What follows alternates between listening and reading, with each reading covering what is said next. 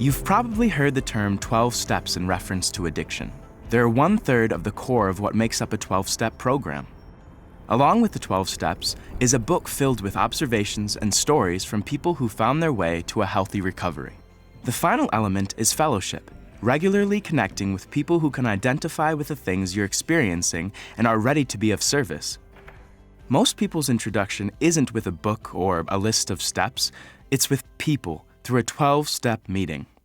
I was sitting there and I was so scared, and no one had talked to me yet because I came in late. And so it came to my turn and I was like, I'm Audrey, I'm an alcoholic, and I think I've been sober for like 4 hours. And I was really, really scared, but at the end of the meeting, a woman came up to me and she introduced herself to me. And she had asked if I had had a sponsor already in the program and if this was my first meeting ever. And I told her yes, and then she said that if I wanted to work with her, then she would be willing to bring me through the 12 steps.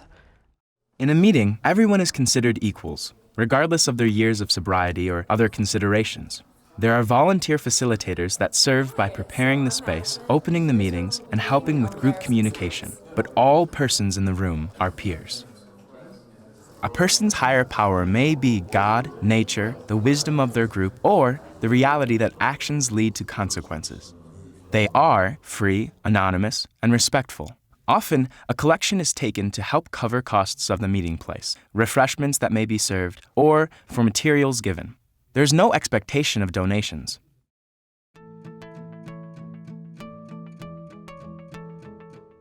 It was difficult. I didn't see how I was powerless over, an inanimate object, And then I realized that I'm not powerless over the object, I'm powerless over the euphoric effect I get from the substances I used. When I was drinking, I never thought my life was unmanageable, but, I was blinded by denial. Unmanageability to me was, seeing the same results from doing the same exact thing, but not changing anything. Thinking that one day it would miraculously get better without me changing what I was doing. That's what my spiritual awakening was. It was realizing that what I had become was not me. And I didn't have to let it be me anymore, and there were options, and there was a way out, and there was hope, and that brought me back to love. Every single time, I always come back to love. No matter who you are, or what you've done, or where you find yourself, there's always a way to find hope, help, and serenity.